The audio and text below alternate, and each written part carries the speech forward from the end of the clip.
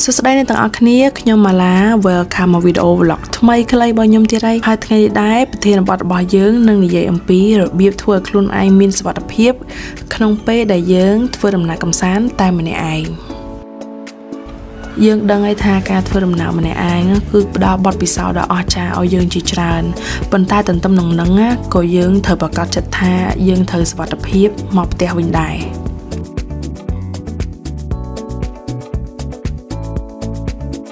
អញ្ចឹងថ្ងៃនេះដែរខ្ញុំនឹងលើកចំណុចខ្លះៗដែលជាបទពិសោធន៍របស់ខ្ញុំផ្ទាល់ក្នុងការដោះស្រាយហេតុការណ៍មួយបន្ទាន់ដែលយើងអត់នឹកស្មានដល់ហៅថាដោះស្រាយបឋមចែករំលែកដល់អ្នកទាំងអស់គ្នាចំណុចទី1យើងនិយាយពីអនុសាសន៍ទូទៅសិនចោះសម្រាប់សុវត្ថិភាពចំណុចមួយដែលខ្ញុំបាននិយាយនៅក្នុងវីដេអូទី2របស់ខ្ញុំហើយគឺយើងត្រូវស្រាវជ្រាវមុននឹងធ្វើដំណើរវាមិនត្រឹមតែពាក្យស្រាវជ្រាវរកកន្លែងគេទេវាត្រូវស្វែងយល់ពីវប្បធម៌របស់គេច្បាប់ទម្លាប់និងទីតាំងដែលយើងគួរទៅនិងមិនគួរទៅយើងត្រូវចាំថាកន្លែងណាក៏មានចោរមានមនុស្សល្អមនុស្សក្រក់ដែរអញ្ចឹងគួរជៀសវាងការពាក់គ្រឿងអលង្ការភ្លឺដើម្បីឲ្យគេឃើញយើងថាយើងស្អាតយើងល្អព្រោះពេលហ្នឹងគឺយើងដើរម្នាក់ឯងវាមានអីត្រូវ show off មកនេះមួយទៀតដែលខ្ញុំមកសាធ្វើគឺកុំហាញទីតាំងដែលយើងនៅឥឡូវ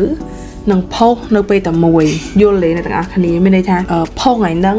ប៉ុន្តែក៏ពិតយើងអត់នៅហ្នឹង currently គឺយើងនៅកន្លែងផ្សេងឯហ្នឹងវាធ្វើឲ្យគេអត់ដឹងអត្តសញ្ញាណរបស់យើងថាតើយើងនៅណាយើងកំពុងធ្វើអីទេអញ្ចឹងក៏វាអាចជួយឲ្យយើងមានសុវត្ថិភាពដែរ follow អារម្មណ៍របស់យើងណាមានន័យថាបើយើងដើរខុសឬក៏ដើរត្រូវយើងត្រូវចាក់ចេញពីកន្លែងហ្នឹងភ្លាមហ្មងកុំ push ខ្លួនឯងថាត្រូវទៅទោះបីមនុស្សច្រើនក៏ដោយសុវត្ថិភាពជាចម្បងជាពិសេសយើងម្នាក់ឯង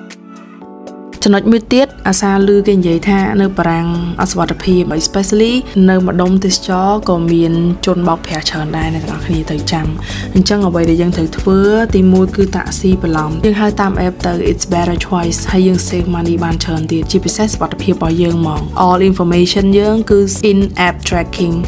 ចំណុចមួយទៀតគឺយើងត្រូវដឹងតែមួយថាគេមកជួយយើងគឺមានបំណងអីមួយឯងអញ្ចឹងព្យាយាមកុំទទួលយកអ្វីដែលគេផ្ដល់ឲ្យល្អជាងពេលដែលយើងដើរ solo មិនខ្វល់អីច្រើនទេសំខាន់ដើរលេងខ្លួនឯងកុំ show off ពេកហើយក៏ it's not the time to show yourself យើងអាច confident បាន independent បានប៉ុន្តែ outside look របស់យើងហ្នឹងគឺ just to be sure you are work casualចំណុចសំខាន់មួយទៀតហើយយើងត្រូវធ្វើដូចមួយដាច់បើយើងជួបហេតុការណ៍អាសន្នក្នុងវីដេអូទី2ក៏ខ្ញុំបានប្រាប់អ្នកទាំងអស់គ្នាដែរអំពីគួរតែមាន paper spray ឬក៏អីមួយដែលអាចការពារខ្លួនឯងបានឥឡូវយើងនិយាយថាអត់មាននឹងអីកើតឡើងប៉ុន្តែយើងបាត់របស់តែយើងត្រូវធ្វើម៉េចយើងគួរតែថតចលងលិខិតឆ្លងដែនមួយទុកនឹងខ្លួនអាចរក្សាទុកក្នុងទូរស័ព្ទ just in case យើងបាត់អាណាមួយក៏យើងមានបង្ហាញគេដែរអ្វីដែលយើងត្រូវធ្វើមួយទៀតទៅដល់ប្រទេសណាក៏ដោយក៏យើងត្រូវស្គាល់លេខទូរស័ព្ទ emergency បន្ទាន់ខាងប៉ូលីសឬក៏ខាងពេទ្យដែរខាងសង្គ្រោះបឋមដើម្បីជួយយើង first aid complete ខ្ចប់ឧបករណ៍តូចៗអាចមានជាបង់បដបៅឬក៏ថ្នាំស្កូវផ្សេងៗដែលយើងអាចនឹងញ៉ាំអាហារខុសឬក៏យើងមានអាការៈក្តៅខ្លួនអីអាហ្នឹងវាជួយយើងបានមកគ្រា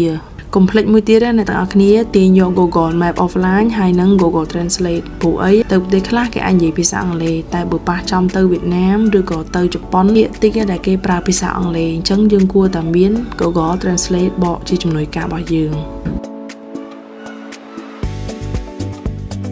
ធីបមួយទៀតគឺល្អមែនតើអ្នកទាំងអស់គ្នាគឺ must to អនុវត្តមានន័យថាលុយកាក់កុំដាក់តែមួយកាបូបប្រឡោះតែមួយបែងចែកឲ្យបានច្រើនដូចជាអត្តញ្ញាណប័ណ្ណ credit card លុយសុទ្ធដាក់ឲ្យច្រើនកប៉ៅច្រើនប្រឡោះមានកតាបខ្លះមានកប៉ៅខ្លះអាហ្នឹងឯងយើងបង្ការថាបាត់មួយវានៅមួយកុំឲ្យថាបាត់ទៅអស់លីងសរុបចំណុចទាំងអស់ហ្នឹងគឺខ្ញុំនិយាយរួមទាំងយើងជាមនុស្សស្រីនិងយើងជាមនុស្សប្រុសប៉ុន្តែខ្ញុំសូមឲ្យបទពិសោធន៍មួយចំនួនទៀតជាពិសេសយើងជាមនុស្សស្រីទី1បទពិសោធន៍របស់ខ្ញុំយើងស្លៀកពាក់ឲ្យសមរម្យជាពិសេសប្រទេសដែលមានវប្បធម៌ហើយយើងអាចជ្រើសរើសកន្លែងគេណាដែលមានប្រវត្តិល្អយើងអាចមើលគេ review បានច្រើនជាពិសេសគឺសម្រាប់មនារីព្រោះអី hostel ខ្លះក៏មានសម្រាប់ស្រីសុទ្ធដែរ full female dorm only ពីដើមមកមានអារម្មណ៍ថាអត់ចង់ដើរលេងម្នាក់ឯងព្រោះអីខ្លាចព្រោះវាមានឧបសគ្គច្រើនប៉ុន្តែកុំភ័យអីព្រោះថាការរៀបរៀងនិងការផ្លាស់ប្ដូរវាមិនមែនជាឧបសគ្គរបស់យើងទេបើយើងអនុវត្តតាមវិធីទាំងអស់ហ្នឹងអញ្ចឹងវីដេអូខ្ញុំថ្ងៃនេះគឺមានតែប៉ុណ្្នឹងឯងកុំភ្លេចតាមដានទស្សនាវីដេអូ vlog ខ្លីរបស់ខ្ញុំនៅថ្ងៃបន្ទាប់ទៀតអូខេអ្នកទាំងអស់គ្នា bye bye see you in next video